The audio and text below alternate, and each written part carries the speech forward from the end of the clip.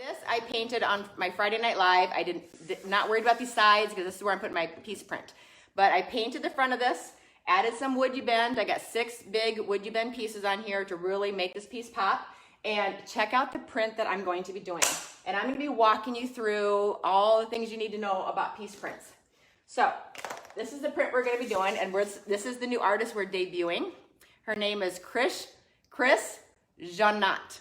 She has a French name. Chris Janot. Now, isn't this beautiful? Look at that print. Look at those colors.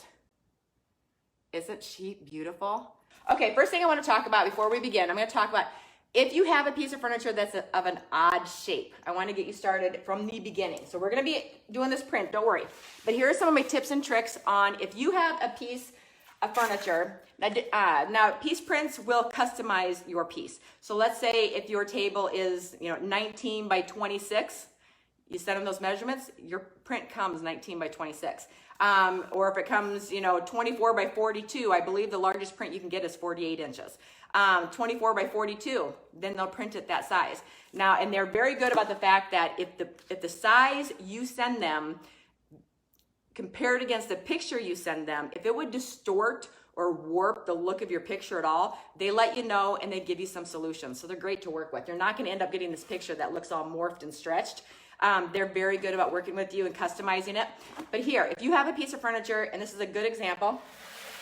So let's say, I'm going to show you how I make templates so that you can cut your piece print to be covering an odd shape.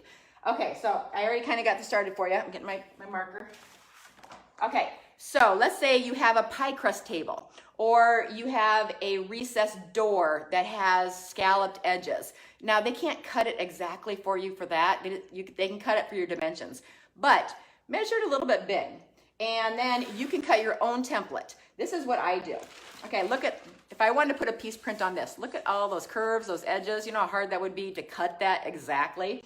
See the parchment paper? You can see the shape through it. This is how I make my templates. Okay, so I just put my parchment paper on, whatever shape I need to be cutting. Take my little Sharpie, or you can use chalk or pencil. I'm using a Sharpie so that you can see. But this is how you make a template. So I taped it on, and I'm gonna run my, see where my shape is. I'm gonna run my marker right along the edge of this shape. And it's making sure I don't wiggle. Okay.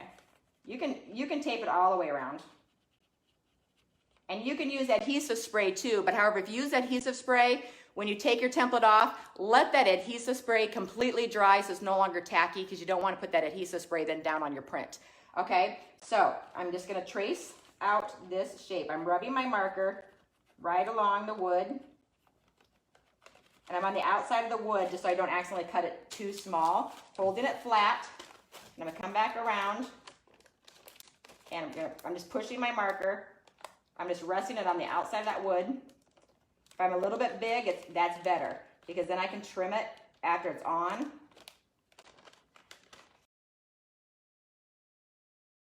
So, see how you make a template. Take it off, set it off to the side. There we go, I got my shape. I would cut this out, and then I would turn around and lay it on my print. I'm not using this print, but if I was, see, now I can see through that parchment paper, I can see exactly how my little design, you hold it. I can see exactly how my little design will fall on my print, so I can cut it exactly where I want to on the print. So you would just lay this on the ground and use a number 11 blade, an X-Acto knife, or any type of sharp, it needs to be a sharp blade. So a number 11 X-Acto knife usually works best, or a brand new blade on your blade cutter. But number 11 X-Acto knife works best. I wouldn't recommend using scissors. So you lay it on your print, and you can see through the parchment paper, so you can see how your design actually, where it falls on your print itself. So use parchment paper to make a template if you have a weird shape that you're going to be applying your print to.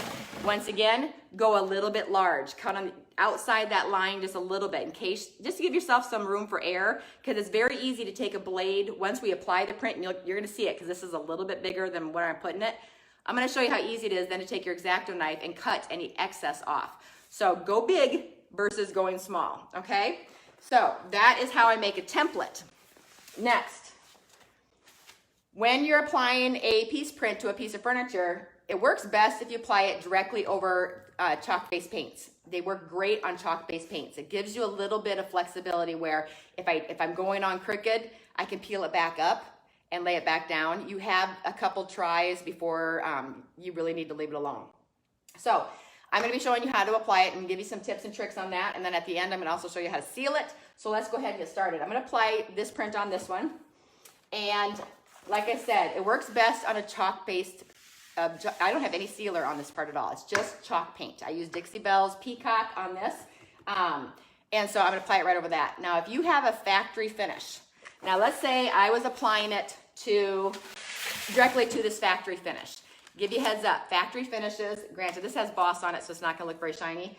But on a factory finish that's really, really shiny, you really need to put a coat of paint underneath where your print is at, or put at least a coat of flat clear coat on it. That really, really glossy surface on a factory finish grabs that print, and it's on there. It's hard to pull it back up, and if you do pull it up, you risk stretching the print. So if you do have a factory finish and you're applying the print directly to a factory finish, put like a flat clear coat there. It kind of knocks that gloss off. Or it works best if you put a layer of chalk paint underneath. Now, I know you're going to ask me, do I have to worry about what color chalk paint underneath? No. These images are not transparent. They are solid. They're very opaque. So it's not going to show my paint underneath. So, I played with this. I put Peacock under this, and so I don't have to worry about that color showing through any of my white areas because these are very opaque. Now, these are not a vinyl. These are a self-adhesive image overlay. That's a lot of words to remember, but I'm going to show you why. Okay, you know what? A vinyl is very thick, like a crease cut machine, that kind of stuff. Those vinyls are really thick. This is not a vinyl. This is a patented paper. Steve and Deb have been working with this for a long time, and I'm going to show you how thin these are. And those of you who've watched my videos, I do a lot of piece prints. I'm in love and addicted to these things. But I'm going to show you how thin they are. See that print right there? Look at how extremely thin they are. They're very, very, very thin. But here's the thing. You can put these outside. They have a 7 to 9 year lifespan outside. Now, you do want to seal them. You want to put 2 coats of sealer on them. But these things are tougher than you think. You cannot sand them. Just remember, so if you want to distress your edges, this is an image. This is a print. You can't sand it. Okay? So let's go ahead. You can paint over them and stuff, and I'm going to show you that in just a minute. So here is this piece. Now this piece is a little bit trickier than most pieces because look I'm on a curve. See that? This is a round piece. And so if I was going to apply this print from top to bottom like this, if I was going to apply it, well, think about it. Since it's curved, see that kink I'm going to put in it right there? You have to kind of put the print up there. See which way it's going to naturally want to move. Now I already know I'm going to go with the curve. I'm going to apply from front to back like this because then it's going to just lay easier. It's not going to have any natural kinks in the paper. Also, I'm going to keep in mind, I'm going to lay it up here. Now this piece right here, sometimes when you have a piece of furniture, the manufacturer doesn't make it completely square. It's not a complete 90-degree angle. It might not be completely straight. So when you measure one side, double check the other side to make sure that it's the same. Or if you have a funny shaped cabinet door, make a template for each door because one might be slightly different than the other, which you can't see by the eye, but when you make a template, you really see that there's a difference. So just know that furniture isn't always straight and on the angle. Okay, so the first step is I'm going to be applying, this is going to be my edge, and I'm going to be applying it going this direction. Okay, so first thing you need to do, we need to get started. I want to make sure, first of all, here's another cool thing that they do for you. So we love this image, and we want 2 of them because I have 1 on each piece. So all I did is I just said, hey, can you give me 2 of these, mirror the images? And they did it for me. Look at, they mirrored the image because you got to think about that. So if you put it on a piece and you have 2 facing the exact same direction, it might look kind of silly. So since I'm putting 1 on each side of the piece, I just told them, hey, can you mirror the image? Boom, look what they did. They mirrored the image for me. So if you need it facing a certain way, you can say, I love that image. Can you flip it? As long as there's no handwriting on there. If there's handwriting on there, if you flip it, guess what? Your handwriting goes backwards too. So keep that in mind when you ask them to flip an image. The handwriting flips too. So your words will be actually backwards. So keep that in mind. But they are very, very good to work with when it comes to making changes. So I'm going to bring you down to the ground real quick, and I'm going to show you how I get started. Okay, so I'm going to flip you down real quick. Okay, and the first thing I'm going to do is I'm going to fold this back about 1.5 inches. I'm going to find my little edge here. Okay, see how I'm peeling this back? I'm going to hold on to it, and I'm going to peel this back about 1 inch to 1.5 inches. Just getting it started right now, and then I'm going to put a crease in it. It's sticky. It sticks to your fingers. Okay. And I want to make sure when I'm folding it back, that I'm folding it back straight. Okay, so I'm going to fold this paper, and I'm going to make a crease in this paper because this is going to be my tab that I'm going to use to pull the paper off. So there we go. Folding that across. So now I have a little tab for holding, to be able to pull on. Let me bring you back up. Boom. There we go. Okay, now I want you to be able to see what I'm doing. Making sure I got no hair, or make sure your surface is dust free. Okay, and then I'm going to go ahead and get this started. You'll be able to see it in a minute. I just got to line this up real quick, and then I'll show you. I should be on the other side of this. Okay. Okay, I'm getting it in the crease. And I can trim it if I got it too big. Remember, I'm not worried about that. I'd rather be long than be short. Okay, I'm getting it started, and then I'll show you. Let me get it started first. Okay, so now I got it started. All I did is just get that first little inch attached and made sure I was going straight, and I have no bubbles in here.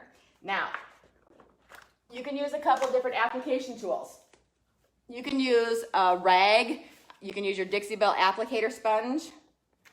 And I just got this in the mail from Sheila. This is a little squeegee that you use for tinting windows, and it has felt on it. You can use that. And we are going to use that to push out any bubbles and any wrinkles. Now, you don't want to accidentally get a crease in your paper. I'm going to bring you guys way in now. I want you guys to see everything. I want you guys to see that this is going to go on wrinkle-free. I'm not going to hide anything from you. I want you to see it all. Okay, so once again, I'm just doing this just to get me started, making sure there's no bubbles in there. You don't want to get any wrinkles or creases in your piece. So if you are pulling it back and you happen to like push it where you're like you get a crease in it, make sure you're paying attention. You don't want any creases in your print. Keeping that in mind, when you get your print, they roll them up really nicely in a big water noodle. You know what those are, the floaties for your pool? They roll them up. Lay them out flat on a table for a couple days so that they've had a chance to acclimate and lay flat. They're not going to roll up on you. Okay, so next, I got it started. I have no wrinkles. Now what I'm going to do is I'm just going to press. I'm going to press it flat, and I'm going to see how it's going to lay. This tells me, am I going to go crooked? Am I going to be off? Nope, I'm straight. So what I just did, I got my front attached already. That first inch is attached. I just pressed it flat like this to double check and to make sure I'm going to be going straight. Next, remember that little tab back there? See the little tab back there? That's what I'm going to be pulling on.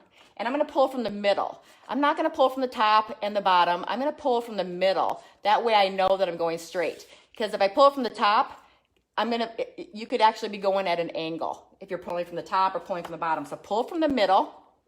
And I suggest always starting with a small print, maybe even smaller than this if you're doing a brand new, you're brand new to this. Okay, so now I'm going to be pulling on this. I'm going to pull it back another inch, pulling it straight, making sure it's not caught anywhere. And I'm going to try to hold this so that you guys can see. And now I'm using my little squeegee. And I'm just pushing it into place. Pushing out any air bubbles. Your air bubbles, you need to push it out where the air can escape. So whether you're pushing towards the paper, because look at, the air is releasing out the back. So I can either push towards the paper, or I can go up and get it to release out the top, and then go down and have it release out the bottom. So you can go up and down, or you can go towards the paper. But you just want to push it where you want to push it where you're allowing the air to escape. Now you wouldn't want to be doing this, pushing the air towards the middle and then going to the bottom and pushing the air towards the middle, because then you're going to trap air. So just be conscious of where you're rubbing.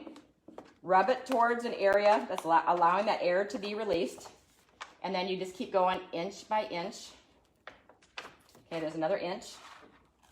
And I'm just pushing it into place, checking for wrinkles or air bubbles. And if you do get a little air bubble, I don't have any air bubbles yet, but if I had one, like if I had one up here by the edge, if I had one, all I'd have to do is like use my little squeegee or use my pad or my finger and push any air bubbles out. I don't think I have any. Do I have any? I don't have any air bubbles yet, so I don't have air bubble to show you yet.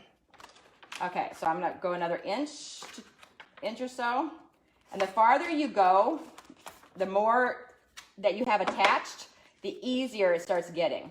The hardest part of the whole thing is just your first 2 inches. There, I got an air bubble there.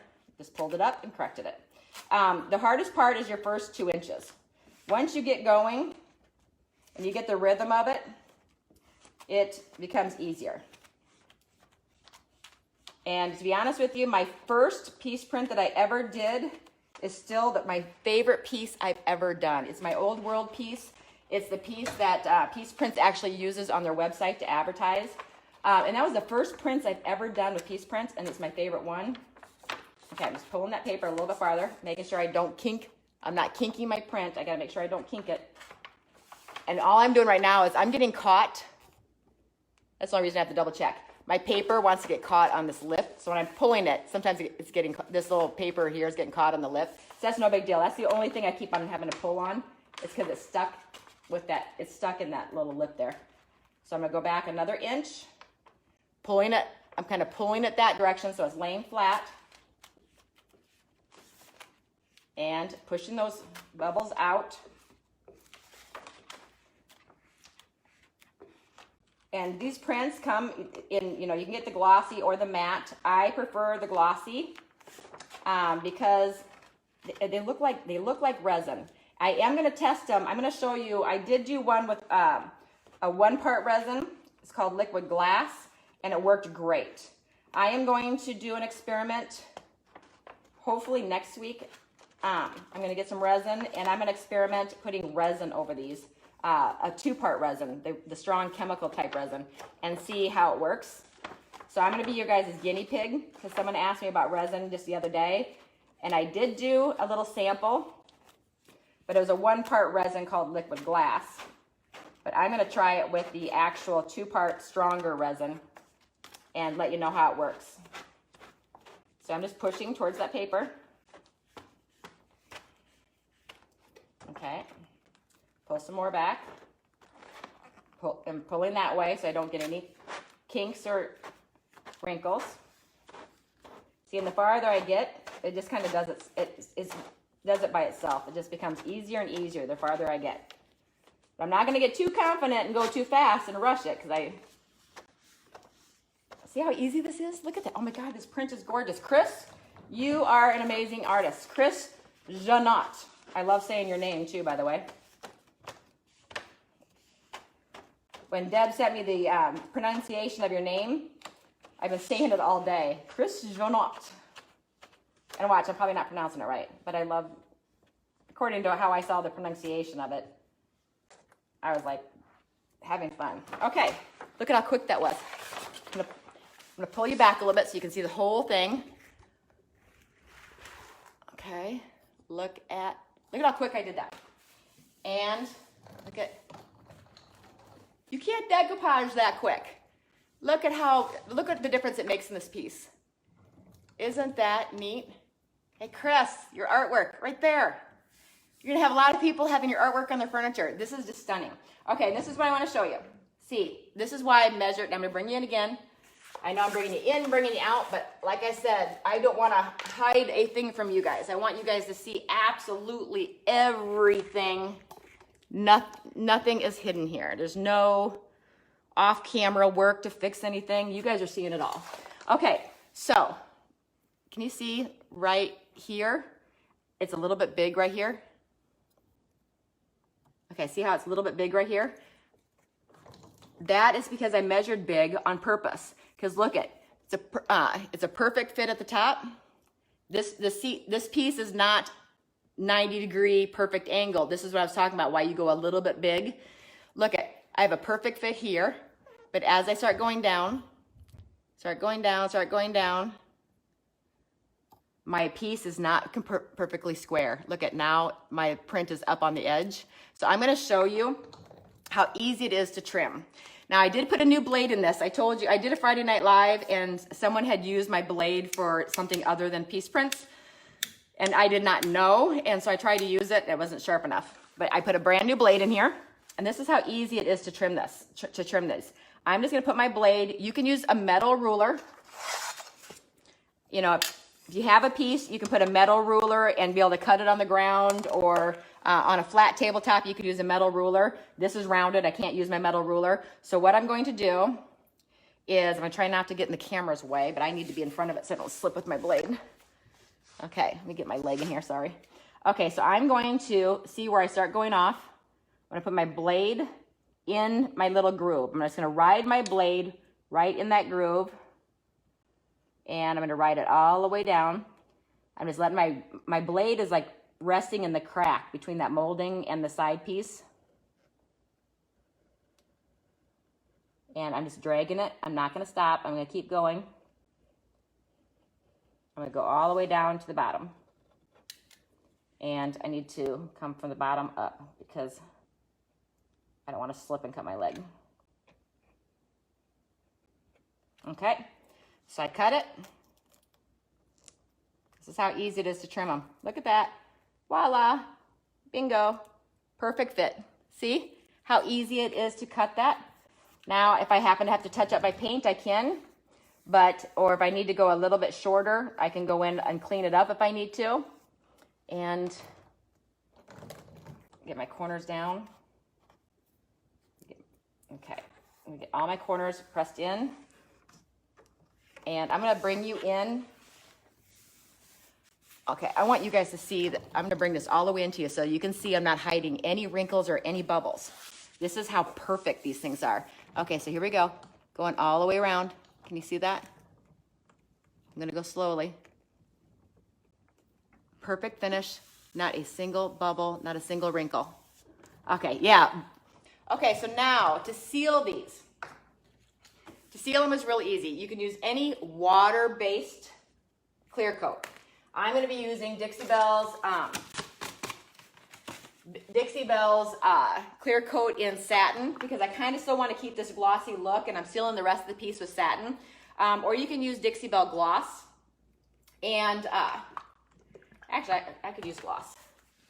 You can use any clear coat. The clear coat you have is what is going to be your sheen. Okay, I'm going to use Dixie Belle's gloss because I want to keep that glossy look to it.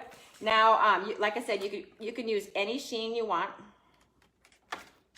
You can use any sheen that you want, flat, matte, anything you want. Now, there's a couple different ways that you can apply a clear coat over it. Now, we want 2 coats. So 2 coats. You're gonna put 1 coat on, let it dry for a couple hours, come back and put a 2nd coat on. Now, there's 2 different ways that you can apply it. The first way that you can apply it is just by brushing it on. Just, you know, like we normally clear coat our stuff.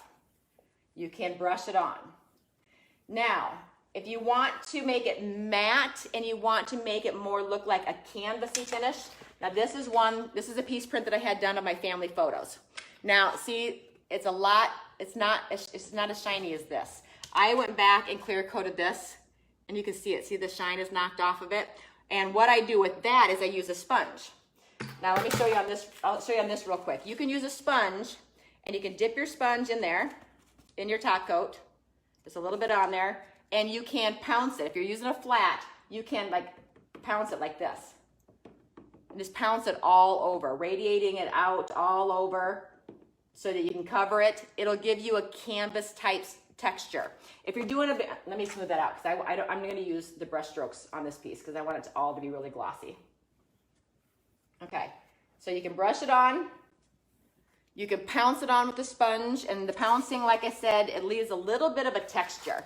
And I don't know if you can see in this. Now the wood underneath is showing a lot of this, like that right there. That is the wood that's underneath because these are very thin. It actually shows, you can see up here, you can see the grain lines in the wood. That's how thin these images are. Now I pounced this one, and it kind of gives it more of a, you can't see the brush strokes, but it looks more like a canvas. It will leave a slight texture. Now if you're doing a very small piece print, like a cabinet door or something, you can use a makeup sponge and pounce your top coat all over. Okay, you can do it that way. Like for this project, I want a glossy finish. So I'm going to make sure I get those edges. I want to seal down those edges. So I don't want water or cleaner or anything to get underneath my print. I'm going to just brush on my sealer. Easy as that, and I'm going to use gloss because I want to keep this glossy. But if I went to a satin, I'd have a satin finish. If I went to flat, then I would have a flat finish or matte finish. So that option is up to you. 2 coats of sealer, water-based is recommended. But look at that. This piece is good. Oops, what's back there? Oh, my laptop. But this piece is going to be so cute, and I'm going to put glass knobs on it. Now, since you did see this, with piece prints, yes, they have a lot of images for you to choose from, but you can send them your family photos.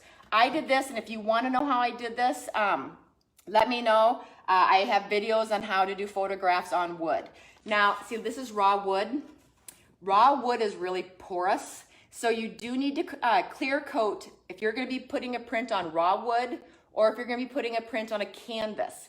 Either one of those, you need to put down a clear coat of something, whether it's a clear coat in satin or a clear coat in flat, clear coat in gloss. You need to put a clear coat down to seal this in. This is very porous. So the adhesive on the back of the image has a tough time grabbing onto it because it's so dry and porous. So you either have to have chalk paint underneath them or a clear coat of flat gloss or satin underneath it. But you can put them on raw wood.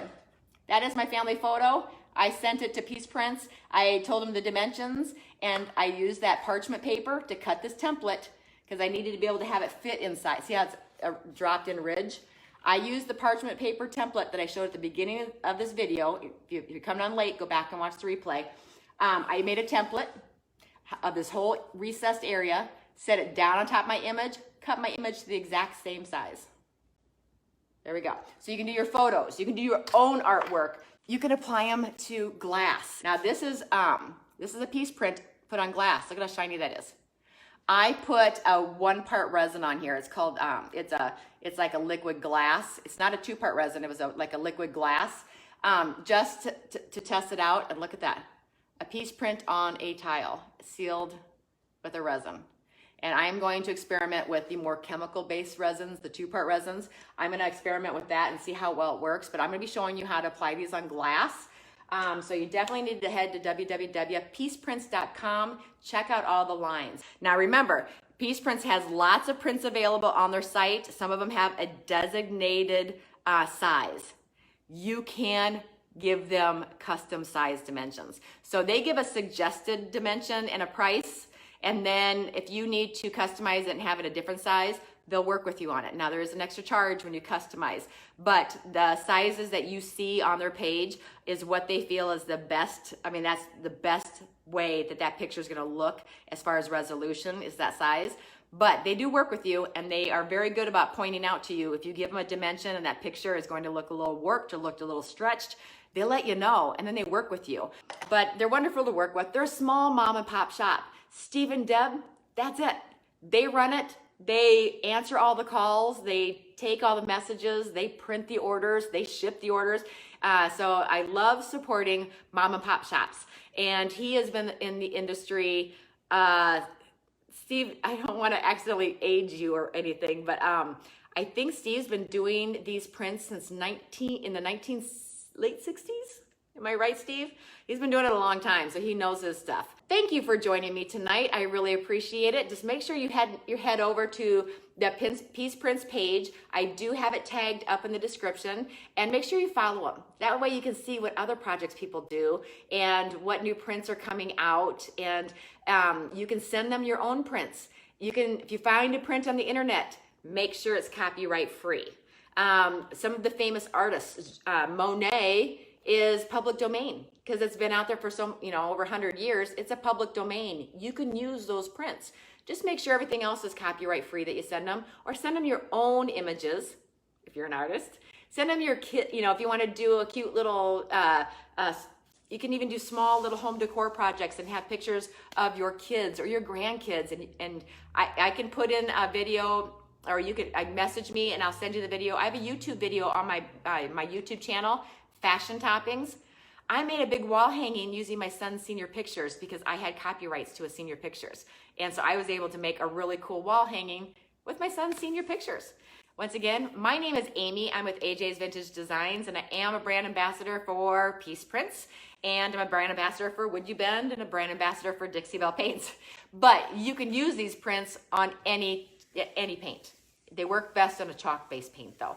But there you go. I'm loving it. Chris, great job. Okay, like I said, love and hugs. I hope you had a great weekend, and I hope you have a great week next week, and I will talk to you guys all later. Love and hugs. Thanks for joining me.